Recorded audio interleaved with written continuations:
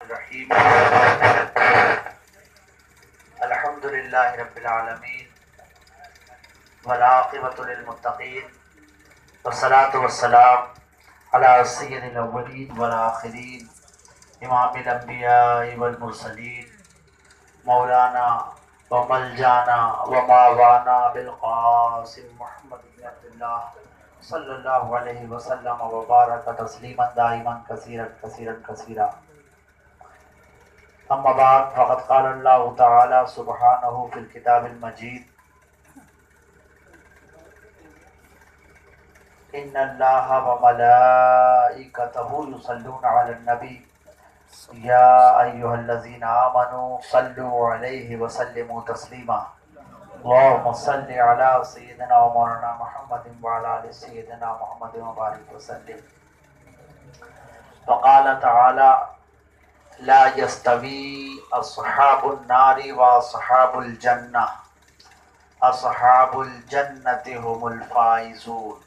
صدق اللہ العظیم وصدق رسولہ النبی الامین المکین الکریم ونحن على ذلك لمن الشاہدین والشاکرین والحمد للہ رب العالمین. حضرت پیر طریقت سید منہاج میاں صاحب اور خانواد اجملی کے صاحبزادگان اور میرے میزبان نظام الدین خان صاحب ایڈوکیٹ اور ان کے برادران اور ان کے افراد خاندان اور بزرگان محترم اور دوستان عزیز، آج آپ یہاں جس مقصد سے جمع ہوئے ہیں، آپ کو قمر میاں صاحب نے بتایا کہ دعوت دی گئی ہے اور دعوت دے کے بلایا گیا ہے. تب آپ گھڑی دیکھ لیجئے تو آپ کی دعوت میں اور اس خاکسار کی گفتگو میں صرف آدھا گھنٹہ آئے. گھڑی دیکھ کے 10:30 بجے صلاۃ السلام ہو جائے گا، اس لیے کہ یہ مجلس ذکر شہدائے کربلا ہے، یہ مجلس سیدنا امام حسین شہداء علیہ الصلاۃ والسلام، یہ مجلس ذکر خانوادہ رسالت، یہ مجلس ذکر اہل بیت اطہار ہے. اور مغرب کی نماز کے بعد سے مستقل آپ ذکر حسین و آل حسین، ذکر رسول و آل رسول اور ذکر ارباب خانوادہ رسالت مستقل سن رہے ہیں، نظم میں بھی نثر میں بھی. ضیاء میاں صاحب سلمہ اور جعفر میاں صاحب سلمہ نے سکندر پور کی روایتی مجلس سے آپ کی سماعتوں کو منور کیا. ہمارے وکیل صاحب حسام الدین خان صاحب، اللہ ان کی عمر میں اور توفیقات میں برکت دے، انہوں نے نہایت متین انداز میں تاریخی حوالوں سے آپ سے گفتگو کی. اور خطاب خصوصی تو اصل تھا قمر میاں صاحب کا، جنہوں نے بہت اہتمام کے ساتھ اور بہت سلیقے کے ساتھ تمام تاریخی حوالوں کے ساتھ، بہت جذباتی عمر ہے تو جذبات ہونا بھی چاہیے، ذکر ہے تو ذکر اس کا ہے جس کے جذبات پر ساری دنیا کے جذبات نثار، وہ ہے شہید کربلا امام حسین شہید کربلا علیہ الصلوۃ والسلام. اور بھی لوگ موجود تھے. مدینہ طیبہ ایمانداروں سے خالی نہیں تھا، مدینہ طیبہ ایمان والوں سے خالی نہیں تھا، مدینہ طیبہ نیک اور پاک لوگوں سے خالی نہیں تھا، مدینہ طیبہ ایمانداروں کے بیٹوں سے خالی نہیں تھا، مدینہ طیبہ اللہ کے رسول کی آنکھیں دیکھنے والوں سے خالی نہیں تھا. لیکن اللہ کے دین کی حفاظت کے لیے اور اللہ کے دین کی تعلیمات کو ملیامیٹ کرنے والوں کی مخالفت کے لیے نگاہ قدرت نے امام حسین علیہ السلام کو منتخب کر دیا. بس اتنی سی بات. بھائی مدینے میں وہ موجود تھے جو امیر المومنین سیدنا ابو بکر صدیق رضی اللہ عنہ کے نور چشم ہیں، وہ بھی موجود تھے جو امیر المومنین سیدنا عمر ابن خطاب رضی اللہ تعالیٰ عنہ کے نور چشم ہیں. نام بتاؤں؟ عبداللہ ابن ابو بکر، عبد الرحمن ابن ابو بکر، محمد ابن ابو بکر، عبداللہ ابن عمر رضی اللہ تعالیٰ عنہ. امیر المومنین سیدنا عثمان ذو النورین کے اعزاء موجود تھے. امیر المومنین سیدنا علی مرتضیٰ کے نور دیدہ موجود تھے، وہ حسین شہید کربلا. حضرت سیدنا عبداللہ ابن زبیر کے صاحبزاد زبیر بن العوام رضی اللہ تعالیٰ عنہ کے صاحبزادے عبداللہ ابن زبیر زندہ تھے. ایک پورا سلسلہ ہے. یہ صحابہ کرام ہیں، اجل صحابہ کرام، انہوں نے سرکار دو عالم صلی اللہ علیہ وسلم سے شفقتیں پائی ہیں، محبتیں پائی ہیں، ان پر اللہ کے رسول نے عنایتیں فرمائی۔ بھئی جب مدینے میں جب ہجرت ہوئی اور مدینے میں مسلمان پہنچے تو مسلمانوں کے یہاں کوئی اولاد نہیں پیدا ہو رہی تھی، اتفاق تھا کوئی بچہ ایسا نہیں پیدا ہوا۔ ہجرت ہو گئی، مسلمان مدینے میں آ گئے، یہودی ان کے پہلے دشمن تھے جو ان سے مخالفت کرتے تھے، جو ان کو بدنام کرنے کی ہر کوشش کرتے تھے، یہودیوں نے افواہ پھیلا دی کہ مسلمانوں میں تو جان ہی نہیں ہے، ان کے اندر کوئی بچہ ہی نہیں پیدا ہوا۔ اور اسی دوران اللہ کے رسول علیہ السلام کے سگے پھوپھیزاد بھائی اور اللہ کے رسول کے صحابی اور اللہ کے رسول کے عشرہ مبشرہ میں شامل حضرت زبیر بن العوام کے یہاں ایک بیٹا پیدا ہوا۔ اس بیٹے کا نام عبداللہ رکھا گیا، اسے اللہ کے رسول کی خدمت میں حاضر کیا گیا تو اللہ کے رسول نے اسے اپنی آغوش میں لیا، پیار کیا اور اس کو نگاہ شفقت سے دیکھا۔ جس کو اللہ کے رسول گود میں لے کے پیار کر کے نگاہ شفقت سے دیکھ لیں، اس کی عظیمت کا یہ علم ہوتا ہے کہ وہ باطل کے مقابلے ایسے کھڑا ہوتا ہے کہ مکہ مکرمہ میں جہاد کرتا ہے اور شہید ہو جاتا ہے۔ شریعت میں دو الفاظ ہیں، دو الفاظ استعمال ہوتے ہیں، دو اصطلاحات ہیں، دو اصطلاحات استعمال ہوتی ہیں۔ ایک کو کہتے ہیں رخصت اور ایک کو کہتے ہیں عزیمت۔ رخصت کیا ہے اور عزیمت کیا ہے، بس میں آپ کی خدمت میں یہ عرض کر دوں، لیکن اس سے پہلے ایک مرتبہ حسین اور ان کے نانا جان پر دل سے درود پڑھیے اور باواز بلند پڑھیے، اللہم صلی علی سیدنا مولانا محمد وعلی آل سیدنا مولانا محمد وبارک وسلم۔ تو حالات خراب ہو جائیں، آپ کے دین کے شعار اور آپ کے دین کے معاملات اور آپ کے مذہب کے معاملات کو کچلا جا رہا ہو، تہس نہس کیا جا رہا ہو، برباد کیا جا رہا ہو، نماز اور تقوی، روزہ اور عبادت الہی، اللہ کے احکام کی پاسداری، ان سب کے ساتھ برا سلوک کیا جا رہا ہو، منمانی کی جا رہی ہو، مصلی نماز پر شراب کے نشے میں دھت ہو کے نماز پڑھائی جا رہی ہو، اللہ کی حلال کردہ تمام چیزوں کو نظر انداز کیا جا رہا ہو اور اللہ کے حرام کی ہوئی باتوں کو اپنایا جا رہا ہو اور خود کو امیر المومنین کہا جا رہا ہو، اگر یہ صورت آ جائے، یعنی جو اقتدار میں ہو، جو کرسی اقتدار پر بیٹھا ہو، وہ اپنی منمانی کر رہا ہو، وہ دین کو کھلواڑ بنا رہا ہو، تو دو راستے۔ ایک راستہ یہ کہ اس کے خلاف علم جہاد بلند کیا جائے، اس کی پرواہ کیے بغیر کہ جان چلی جائے گی، خاندان برباد ہو جائے گا، تہس نہس ہو جائیں گے، تباہ ہو جائیں گے، کولوں میں پلوا دیے جائیں گے، مکان گرا دیا جائے گا، ہمیشہ کے لیے نام و نشان مٹا دیا جائے گا۔ یہ پرواہ کیے بغیر اگر اس ظالم، اس جابر، اس بدباطن، اس دشمن دین و ایمان اور اس لعنتی مردود شخص کے خلاف جو اقتدار میں ہو، جس کے پاس فوج ہو، جس کے پاس تلوار ہو، اس کے خلاف اپنی مختصر سی جماعت کے ساتھ تلوار بلند کر دی جائے تو اس کو عزیمت کہتے ہیں، جو عزیمت امام حسین علیہ السلام کا مقدر تھی۔ لیکن اس کے ساتھ ساتھ یہ سارے لوگ جو ہیں، یہ لوگ ایسا نہیں ہے کہ ان کی اہمیت کم ہے، ان کی عزت کم ہے، ان کا مرتبہ کم ہے، ان کی دینداری کم ہے، ان کی دین کی فہم کم ہے، نہیں، ایسا نہیں ہے۔ سیدنا عبداللہ ابن عمر رضی اللہ تعالیٰ عنہ کو اللہ کے سچے رسول صلی اللہ علیہ وسلم نے عبور قرآن کی دعا دی اور انہیں قرآن پر عبور تھا۔ سیدنا عبداللہ ابن عمر رضی اللہ تعالیٰ عنہ کو مدینہ طیبہ میں لوگ دیکھ کے ایمان لے آتے تھے، وہ اللہ کے رسول کی سیرت کے پرتو تھے، لیکن عبداللہ ابن عمر ہوں کہ حضرت سیدنا امیر المومنین ابو بکر صدیق رضی اللہ عنہ کے صاحبزادگان ہوں کہ اس وقت اور دوسرے صحابہ کرام ہوں، ان سب نے اس باطل حکومت کو، اس غلط کار حکومت کو، اس اسلام دشمن حکومت کو غلط سمجھا دل میں، اور ان کے لیے شریعت نے رخصت کی اصطلاح وضع کی۔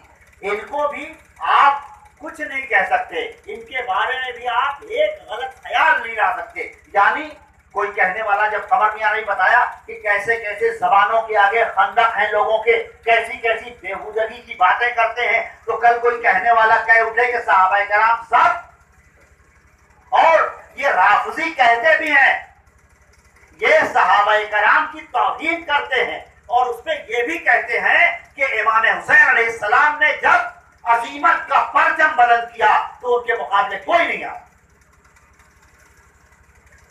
جواب یہ ہے کہ یہ رخصت جو شریعت مطہرہ نے ادا کی ہے، ہر ایک کو یہ ہمت نہیں ہوتی۔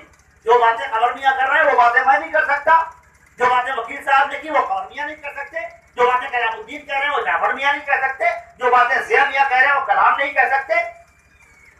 شخصیت کا فرق ہوتا۔ تو جو کام نور نگاہ ختم نبوت کر سکتا ہے وہ کوئی نہیں کر سکتا۔ اس کا مطلب یہ نہیں کہ امام حسین علیہ السلام کے علاوہ ہر ایک کے بارے میں آپ کچھ نہ کچھ کہنا شروع کر دیں، نہیں، آپ کو احترام کی تعلیم دی گئی، آپ کو توازن کا بیان کرنے کی بات کہی گئی، آپ کو صحابہ کرام کا احترام کرنے کی دعوت دی گئی ہے، تو آپ صحابہ کرام کا احترام تو کریں گے، لیکن صحابہ کرام کا احترام اس طرح کیجیے کہ ان صحابہ کرام کی توہین نہ ہو سکے۔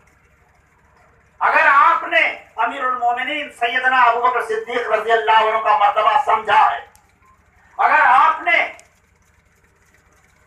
امیر المومنین سیدنا عمر فاروق اعظم رضی اللہ عنہ کا مرتبہ سمجھا ہے، اگر آپ نے شہید بے قصور مظلوم حضرت سیدنا عثمان ذو النورین کا مرتبہ سمجھا ہے، اگر آپ نے حضرت طلحہ و زبیر کی فضیلت جانی ہے، اگر آپ نے عبد الرحمن ابن عوف اور سعد ابن ابی وقاص کا مرتبہ سمجھا ہے، تو آپ ان مقدس ناموں کے ساتھ ابو سفیان کا نام نہیں لیں گے۔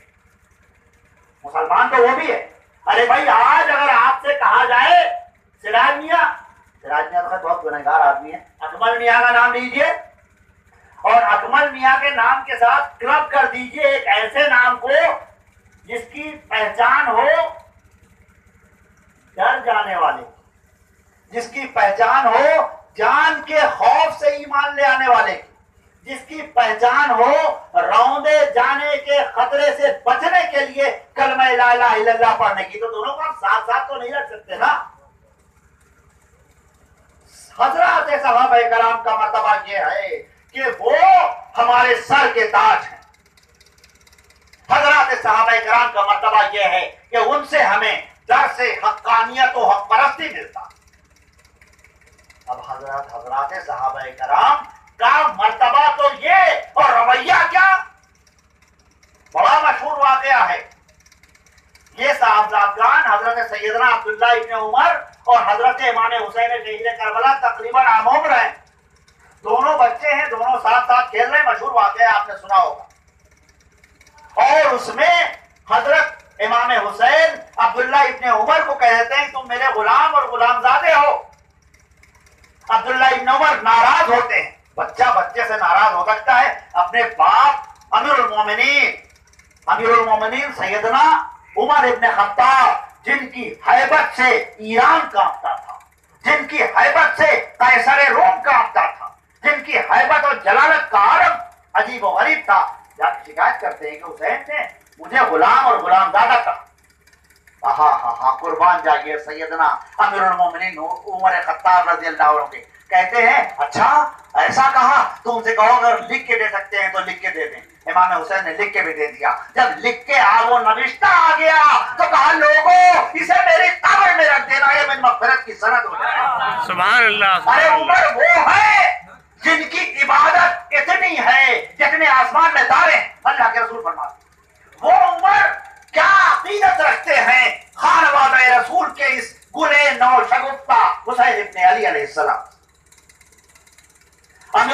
سیدنا عمر فاروق رضی اللہ تعالیٰ عنہ مسند پر تشریف رکھتے ہیں.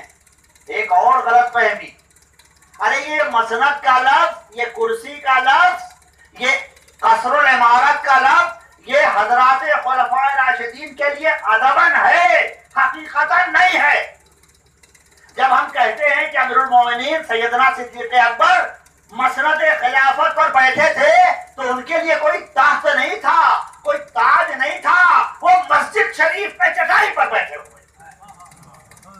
مسند خلافت ہم کہیں تو اس سے غلط فہمی یہ نہ ہو جائے کہ وہ مسند پہ بیٹھے تھے، نہیں، وہ تو فرش پہ بیٹھے تھے. ایک امیر المومنین سیدنا عمر فاروق اعظم اندر بیٹھے ہوئے ہیں، باہر کچھ لوگ امیدوار بیٹھے ہیں.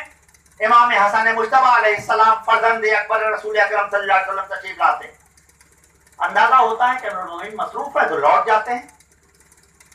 کوئی اندر اطلاع کر دیتا ہے خلیفہ ثانی سیدنا عمر فاروق اعظم کو، دوڑے آتے ہیں اور کہتے ہیں فرزند رسول عمر کے سر پہ یہ جو بال ہیں یہ آپ کی عطا ہیں، آپ کیوں کر واپس چلے گئے، آپ کو اجازت کی ضرورت.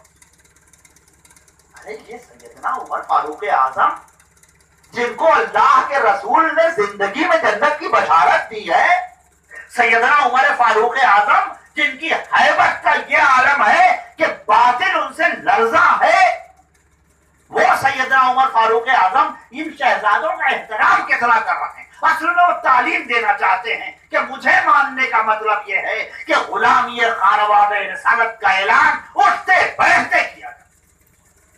اس لیے کہ جناب رسول کریم صلی اللہ علیہ وآلہ وسلم نے مدینے کی گلیوں میں لوگوں کے سامنے ان دونوں شہزادوں کو اپنے کندھے پہ بٹھا کے چلا کے بتا دیا کہ ان کی فضیلت کیا ہے، ان کی مرتبت کیا ہے، ان کی عظمت کیا ہے. جناب رسول کریم صلی اللہ علیہ وآلہ وسلم نے اپنی زبان مبارک کو امام حسین کے لبوں سے وابستہ کرنے سے پہلے ایک اور کام کیا تھا. ارے امام حسین کے والد مولا کائنات سیدنا علی بن ابی طالب جب آغوش میں آئے تو سب سے پہلے آپ نے ان کو اپنی زبان مبارک چوسنے کو دی. ارے مطلب کیا تھا؟ پیغام یہ تھا کہ علی اپنی زبان سے باطل کے حمایت میں کبھی کچھ نہیں کرے اور علی کی زبان سے جو نکلے گا حق نکلے گا. اسی لیے اللہ کے رسول نے فرمایا کہ علی جدھر ہے ادھر حق. تو جس کے باپ کو اپنے لبہائے مبارک اور اپنی زبان مبارک کو چوسنے کو دیا گیا ہو اور جس کی باپ کے بارے میں کہا گیا ہو کہ یہ میرے جسم کا ٹکڑا ہے، یہ میرے بضعۃ منی کہا، یہ میرے، اور ظاہر سی بات ہے بیٹی تو باپ کے جسم کا ٹکڑا ہوتی ہی ہے، باپ کا انش تو ہوتی ہی ہے. اور وہ بیٹی جو اپنے اعمال سے، وہ جو اپنے کردار سے، وہ جو اپنے اطوار سے، وہ جو اپنے انداز سے اتنی بڑی عاملہ قرآن ہو، اتنی بڑی عاملہ اسلام ہو، اتنی بڑی عاملہ سنت مصطفی ہو، اتنی بڑی مبلغ سنت رسول صلی اللہ علیہ وسلم ہو کہ جس نے ساری زندگی اللہ کی اطاعت اور اللہ کے رسول علیہ السلام کی کہ حکم کے علاوہ کچھ مانا ہی نہ ہو، کچھ کیا ہی نہ ہو. بھائی مشہور واقعہ ہے، بی بی تشریف لائی، معلوم ہوا کہ سرکار دو عالم صلی اللہ علیہ وسلم غلاموں اور کنیزوں کو تقسیم فرما رہے ہیں تو آپ بھی آئیں کنیزوں کے لیے اور اپنے دستے مبارک. یہاں گھٹے پڑے ہوئے تھے بی بی کے. کیوں؟ آٹا چکی خود پیستی تھی، قمر میاں نے بھی بیان بھی کیا. اللہ کے سچے رسول صلی اللہ علیہ وسلم اگر ایک دو کنیزیں دے دیتے تو شاید یہ والی بات نہ ہوتی. کنیزیں نہیں دیں، تسبیح عنایت کر دی جسے ہم تسبیح فاطمہ کے نام سے آج ورد کرتے ہیں اور ثواب پاتے. ایک نوکر آپ کو مل جائے، وہ آپ کا کام کر دے، آپ ختم، نوکر ختم، بات ختم. لیکن اگر پوری قیامت تک کے لیے تسبیح فاطمہ سبحان اللہ والحمدللہ ولا الہ الا اللہ واللہ اکبر موجود ہے، آپ اس سے استفادہ کرتے رہتے ہیں. یہ بی بی کے رائے. آپ سوچیں ان دونوں کے اتصال سے جو بچے پیدا ہوں گے ان کا مرتبہ کیا ہوگا، ان کا درجہ کیا ہوگا. وہ اپنے آپ میں فضیلت کی بات ہے، نہ کہ ان کو اللہ کے رسول اپنی اولاد کہیں، اپنا بیٹا کہیں، اپنی اہل بیت کہیں اور پھر اس پر اللہ مہر لگائے. انما یرید اللہ لیذھب عنکم الرجس اہل البیت ویطہرکم تطہیرا. اللہ نے یہ سورہ احزاب کی اس آیت میں اہل بیت رسول کو جس نجاست سے، جس غلاظت سے، جس گندگی سے پاکی کی طرف لے جانے کی بات کی ہے. اللہ تو جو چاہتا ہے وہ ہو جاتا ہے. اللہ چاہتا ہے کہ اہل بیت رسول نجاست سے دور ہو جائیں. اللہ نے چاہا اور ہو گئے. اہل بیت رسول نجاست سے دور ہو گئے. طہارت ان کا مقدر بن گئی. طہارت، پاکی، اور اس طہارت اور پاکی میں اب کسی نجاست کی کوئی شمولیت نہیں ہو سکتی. اللہ کے سچے رسول کا ارشاد خلافت راشدہ کی مدت 30 سال. 30 سال جس دن مکمل ہوئے اس دن امیر المومنین سیدنا حسن مجتبی علیہ السلام نے خلافت دستبرداری حاصل کر لی. آج سے خلافت نہیں، اس لیے خلافت ملوکیت میں تبدیل ہو جائے گی. ملوکیت کیا ہوتی ہے؟ خلافت تو یہ ہوتی ہے کہ منبر پر خلیفہ راشد کھڑا ہوا ہو تو ایک معمولی انسان جو صرف مسلمان ہو پوچھ لے کہ امیر المومنین یہ جو آپ کے جسم پر لباس ہے یہ آپ 2 لوگوں کے کپڑوں کا ایک کرتا بنا کے پہنتے ہیں، تو بحیثیت مسلمان ایک کرتے کپڑا مجھے ملا ہے تو ایک آپ کو ملنا چاہیے، دوسرا کہاں سے آ گیا کہ آپ اتنے لمبے آدمی ہیں، 2 آدمیوں کے کرتے سے آپ کا کرتا بنتا ہے. یہ سوال کیا گیا تھا امیر المومنین سیدنا عمر بن خطاب رضی اللہ عنہ سے، اور جواب دیا تھا آپ کے صاحبزادے نے کہ میں نے اپنے حصے کا کرتا اپنے بابا کو دے دیا ہے تاکہ وہ کرتا سلوا سکے. ٹرانسپیریسی ایک لفظ ہوتا ہے نا، ٹرانسپیریسی، پاردرشتا. تو یہ پاردرشتا کی یہ صورت صرف خلافت میں ممکن ہے، صرف خلافت راشدہ میں ممکن ہے، صرف خلافت راشدہ ممکن ہے. اور ملوکیت